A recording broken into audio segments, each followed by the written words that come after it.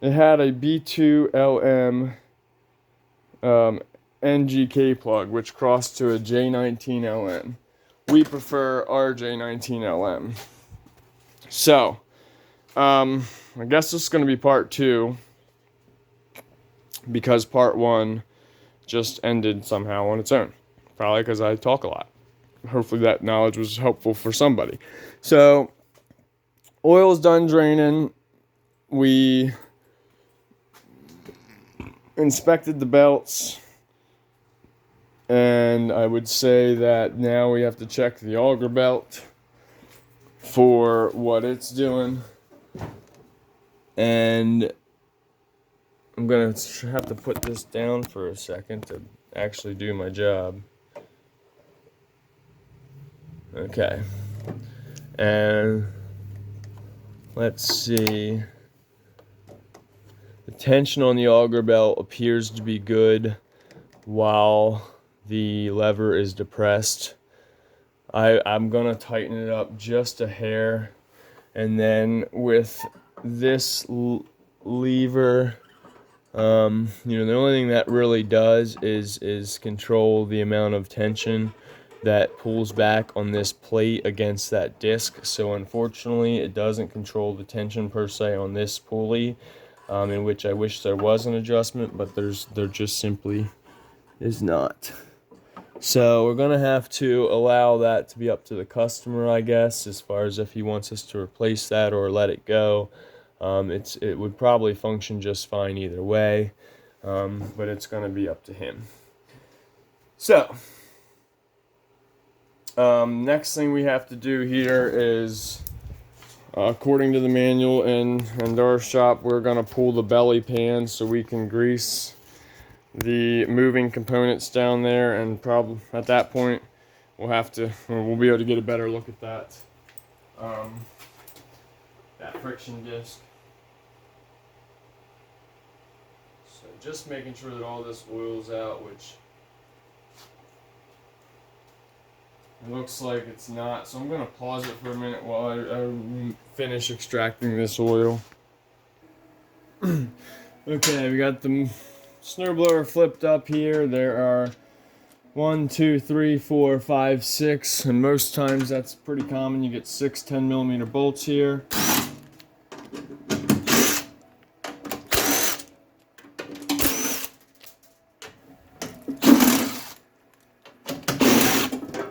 Okay, we remove the belly pan, and you'll notice there's mostly rubber shavings and some debris. We'll wipe that off here. I'll do that off camera. I'm going to pause it, try to keep this video more time appropriate, sensitive, whatever.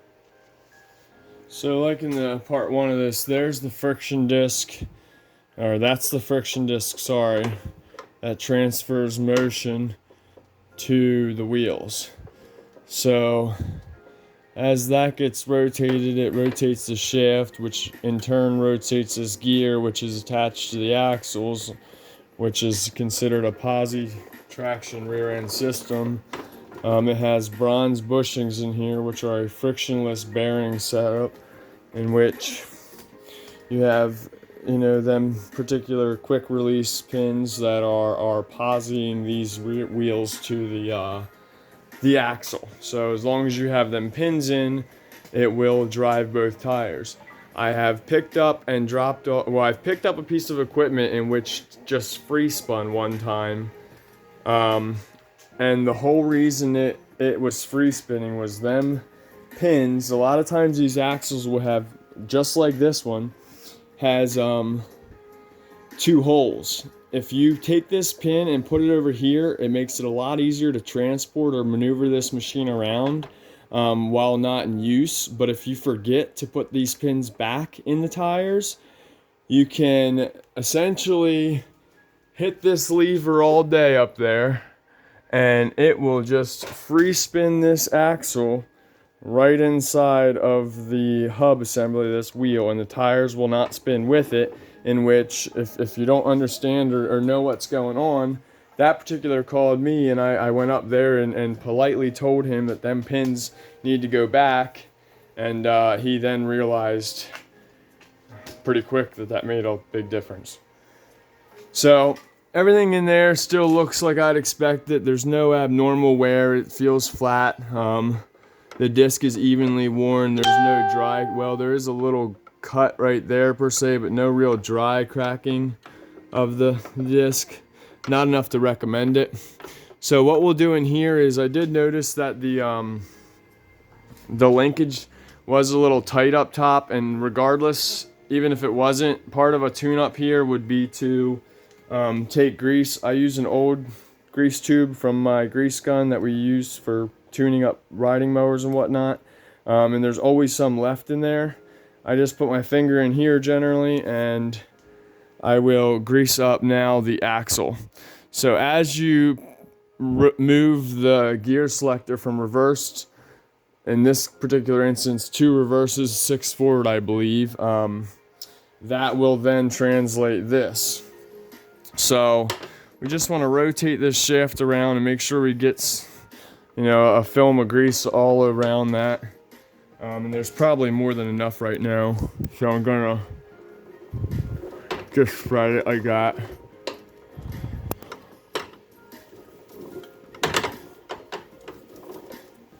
Okay, now that it's spread, I'm going to go ahead and move the linkage so it can then start moving freer. And it definitely just freed up a bit already. So that's awesome.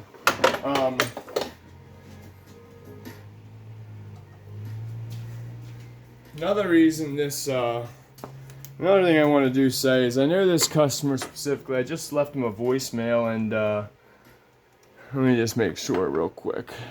Yeah, everything else in here is good. The linkage is moving free. The disc as well, everything's functioning how I'd want. The only other place I'm going to say we'll apply some grease is where this gear rides on that gear. Might be beneficial, and I mean it's 2 metal moving, you know, points, in which create some form of friction and wear. You can see it. So in that particular instance, grease can only help things, knowing that it's not going to go on any particular surface like this that needs friction. So you don't want to get any grease on this. Whatever you do, that would not be beneficial, because that will prematurely wear this friction disc.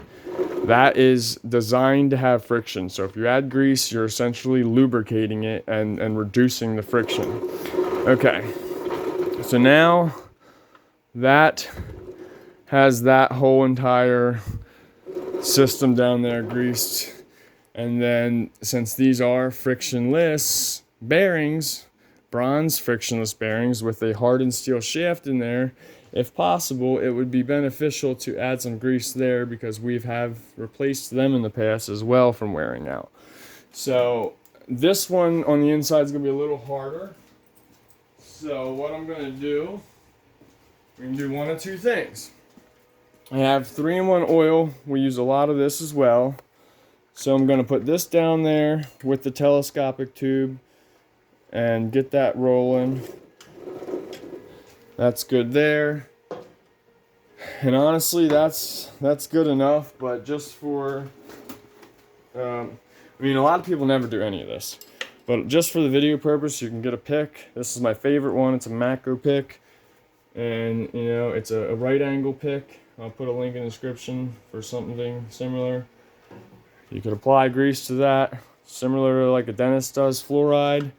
Stick this down in there, and then boom. You know, you're going to be able to grease things. You just have to think outside the box and understand that, you know, things just don't always, unless you, I mean, yeah, you just got to do things differently sometimes. It doesn't always work out the way you might want it to. So here we go. Cool. Got that done. I'm going to wipe my pick off. Everything inside there is good. The slack on this cable is sufficient. You don't want that to be too tight, because it'll put too much pressure on this disc, and if you do that, it'll cause it to prematurely wear as well. But everything else is good, so I'm gonna go ahead and get this belly pan attached back on and the machine back over, and we'll finish this up. Real quickly before we get the belly pan on, I guess there is one more thing I would like to grease. There's this pivot point here, in which translates the motion from this through the chassis here into there to that position on this friction disc selector. So I'm gonna grease. We're gonna grease that real quick, and guess we're gonna go right down in here so we get some grease in that location, and then try to get some back up in this particular location where it goes through the frame. And then there is right in there. There's a spot which gets moved, which honestly this is way overkill. Getting that in there, but you know, if you want to be 100% certain, these are all the points in which metal and metal contact and are moving and are definitely in nature going to wear out or wear at some period of time, depending on how long this unit lives or the customer chooses to allow it to keep, or wants to keep fixing it and running. Alright, now I'm going to put the cover on. Once again, 6 bolts, 10 millimeter. I'm going kind of caddy. I'm going in a pattern here just to keep it evenly tightened. And once you understand your tool, you can comfortably do what I'm doing. Just got to be careful with the power of this. Most times your tool is powerful enough to strip things and cause accidents to happen, and they're no fun. Alright, now I'm going to flip the machine back over and proceed. Okay, so since we just did recent service with the carb work, I know that this is completely flush and full of good known fuel source. In this case, we're going to be using Aspen 4 fuel. It's a Swedish product, talked about in other videos. That's what's already in here, so I'm just going to top it off because I like to fill the cylinder or the fuel cell all the way to the top for my customers. That just enables the best opportunity for no contaminants or anything to come within the system. Humidity and moisture and what have you, if for whatever reason that would want to come inside this system, the more volume inside there, the more space for air or condensation to occur, in which then can start the process where the fuel becomes more stale. So if you want to give yourself the best opportunity for your fuel, and no matter what type of fuel you're using to stay fresh, fill that to its fullest volume so there's less room for air or any type of anything to get in there and pollute or contaminate your fuel source. So that's that. Still don't know how to get this to you guys other than come into my shop. It's pretty much brand new product, but we sell it here at JMD Small Engine. This is a 1.3 gallon. We have 5.3 gallon containers, I believe. And it's significantly better priced than True Fuel over there. We offer this particular product for, it comes out to $20 a gallon, is what we sell it for. This jug is more than that because it's 1.3 gallons, but it comes out to $4.81 a quart.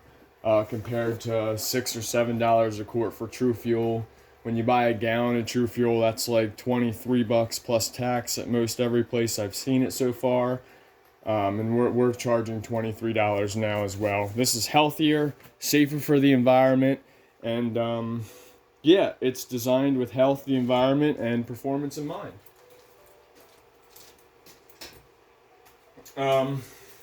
Yeah, with no poor ventilation down here, it makes I can already tell it at least smells a lot better than the hydrochloride gas, which, you know, I love True Fuel, but I'm really concerned about my health. Only being 29 years old, I kind of want to live as long as possible, and doing what I do in this environment without proper ventilation is just not healthy.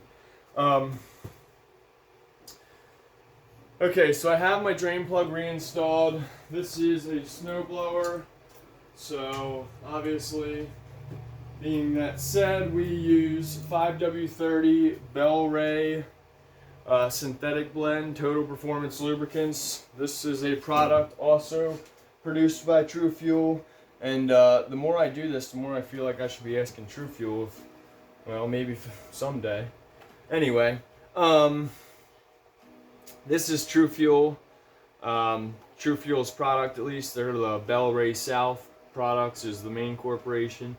We like to utilize that in this particular piece of equipment for one, cost, quality, and I really do like the jug. To be honest, they got a good. It's actually really slick. That's part of, you know, your mind and subconscious things that most people don't really pay attention to or realize. They're actually sales tactics, and even the color green per se. I can just tell you from my eBay selling experience, the color green, from my knowledge, is scientifically the first color the human being recognizes. And I'm not going to get into the reasons as to why I feel that way, but point being, I've done experiments to just see if that knowledge helped me in any way, and I can guarantee you I got at least 3 times the amount of views on my eBay items putting the exact same item on there. The only thing I changed was the background from black to green. And that in and of itself, I got from, it was a set of sewing thimbles, porcelain sewing thimbles. And it had 12 views to 36 views. So, anyway, sorry about that. Just thought someone might appreciate that knowledge. Okay, so we got oil in there, and I got really excited about that stupid, well, it was an interesting story, and it was a good lesson for me to learn, because every single thing I sold on eBay ended up most likely having a green background, which at that time was, you know, over the course of my whole eBay history was over 6 figures. So take the knowledge for whatever it is if that sounds interesting to you. Okay. Now, you should check your oil, and especially when you're just doing an oil change, it's pretty wise to make sure that you don't do what I just did. Because you get excited and talk. I'm going to correct this real quick off camera, and then we'll get back to this. Okay, for checking the oil on this, I'm going to say real quick, I just double check or verify with the manual here. It says for this Tecumseh HSSK50, it says position your equipment so the engine oil drain plug is at the lowest point on engine. Da da da da da. Where does it say that? Hold on. Okay, it says to check the oil level after, check oil level. Wipe dipstick clean, insert into oil fill hole and tighten securely. Remove dipstick if oil is not up to full mark. On dipstick, add recommended oil. Pour slowly, wipe dipstick clean each time oil level is checked. So, the reason that I just always be certain that I know what I'm doing there is I've gotten paid dozens and dozens, if not hundreds of times to correct this oil level. Because they either blow blue smoke or an engine explodes because they don't have enough oil in it. You know, that's can be thousands of dollars. Blowing blue smoke's generally cheaper. But if you're getting paid or charging to do an oil change, or at least what we generally would charge, you know, we can't do this for free here. We want to be certain that our oil level is 100% correct. And I am very pet peevish. It's got to be right on the dot, or I will spend the time to get it there. I'm not getting paid top dollar for no reason. Alright, which it's still just a slight above it. I'm going to finish that myself. I'll show it to you. Then we got to move on. Okay, I'm going to know if you can see that or not, but I don't mess around when it comes to oil. It is exactly at the top of that. If you look at the gloss of that, yeah, I go to the exact top, not a bit over, not a bit under. That's what we believe in here. And I don't care how new or old of an employee you are here, I will not let it go in my own self, and I will not let it go for any other employee. We do not mess with oil levels. Too many times that's the sole reason equipment can come in, is because that's not 100% accurate. Some engines it's not such a big deal, but there are some where if that thing ain't spot on, it can cause problems. I'm just telling you from 18 years of experience. So, okay.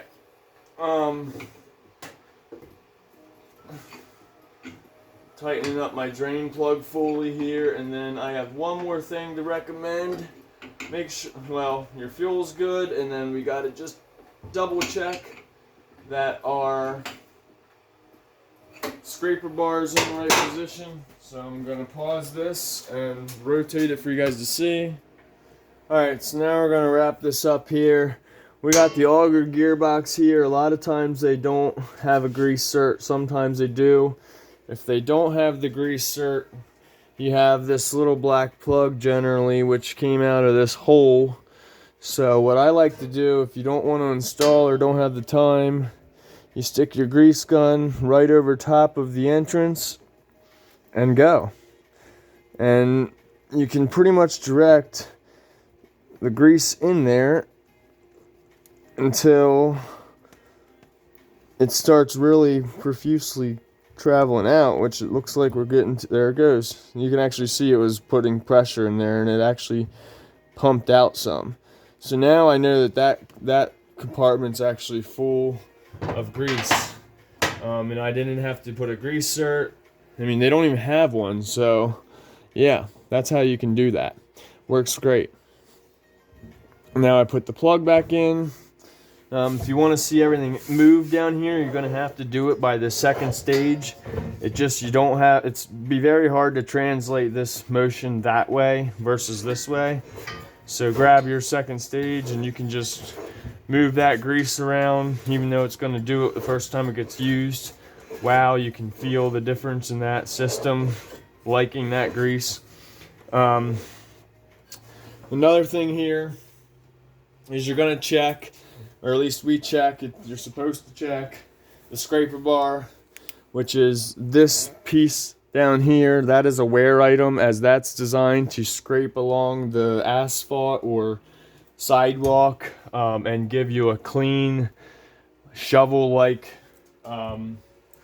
result. And the display, you see my flashlight coming through the center there. That's a spot in which it's higher than it is on the outside. So from what I can see here, the outside of this scraper bar is making contact with the ground surface, and the center of it is slightly raised. So if you find yourself in that situation, most times you're going to see it on the edges more so than the center, I feel. And wherever it's got light coming through, or wherever you notice that this is off of the ground surface, when it's snowing, that's going to translate into like a skipper. So wherever you're getting a nice clean cut on the pavement or concrete, it's going to, get you exactly back to the blacktop or the concrete. Right here, there'll be a shaving or layer of snow that's left because this gap is there. So if your customer's, really tedious, or he really likes to have things 100% perfect, and you notice that, you either need to bend it back down or essentially replace it. Generally speaking, they're not terribly hard to replace, and they cost anywhere between 15 and, on the higher side, I'd say most expensive I may have seen them is around 40 bucks. So in this particular case, I may or may not smack it back down. What I am going to do, though, is if you see the edges here, right here, they're fairly bent in on both sides some. So I have smacked these with hammers. I've used channel locks. I've used what I'm going to do right now, an adjustable wrench, and try to nicely, without too much hassle, straighten these out.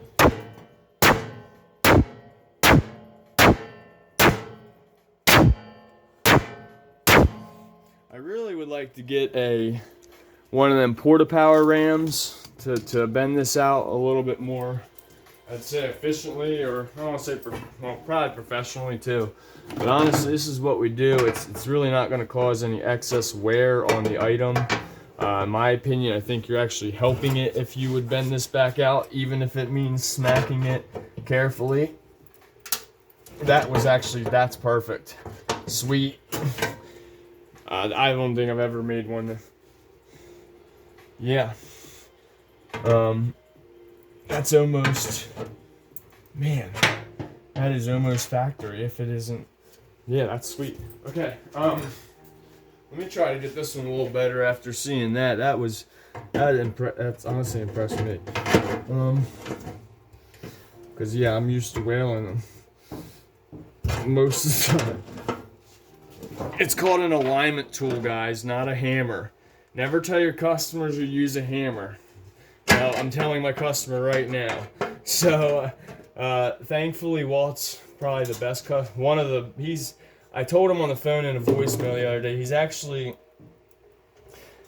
inspired me. And Walt, if you're watching this, which I would tend to believe you are, I just want to reiterate that you definitely are one of the biggest inspirations as far as me communicating effectively, as you are by far the most effective communicating individual in your own unique way that I've ever seen as far as my customers go. Let me just pause this and show you real quick.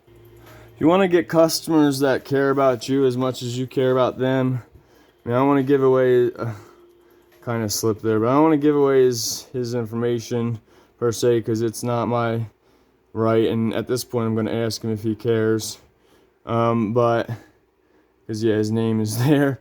But either way, he, you know, Walt is impressive. This guy, you know, he's very effectively communicating. He writes me this letter. He then goes through, he highlights in the manual even where he would like this stuff done. Now, it is by no means necessary. And I'm sure he knows that. But the fact that he goes to this type of level to just help me out in a sense, he's giving me a whole diagram here. A whole entire parts list on his equipment. Okay, so I'm not saying that I need any of this, and it's not the point. The point is, he really appreciated the amount of detail, I guess, my company's invoices provide, and in turn, he then, you know, patiently awaits my call for when it's time for his equipment to be picked up and whatnot. But he also, he provides information like this, and you know, you don't get people like this every day anymore, and when you find them, you cherish them. And that's another reason why I've kind of went on and on in this video and the last ones, is knowing his amount of attention to detail and how much time and effort he puts in allowing me to understand what he wants better. I know he's going to really appreciate and enjoy these videos. I'm pretty sure he's going to watch every one of them that pertains to his piece of equipment, because he genuinely cares and has interest as to what it takes for someone like myself to accomplish these tasks for him.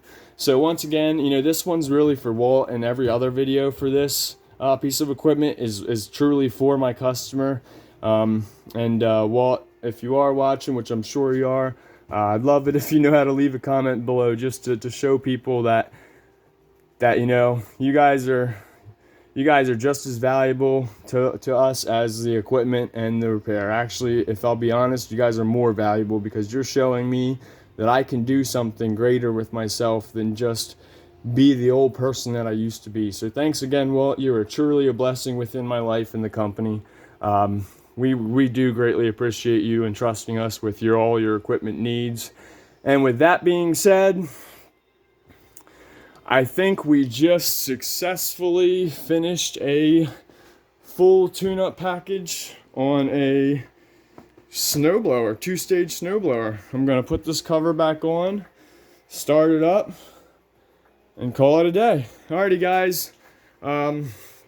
I hope you guys grab some value from this. I hope you guys enjoy the videos. I'm going to leave descriptions in below for the Bell Ray, the Forma funnel, some Maxwell House Be a Hero coffee. Well, Maxwell House, just be a freaking hero. and maybe an impact wrench if we can find it, a grease gun. I don't know, guys. Just check out the description below. We appreciate it. Anything helps contribute to the greater vision of this dream. Be blessed. Peace.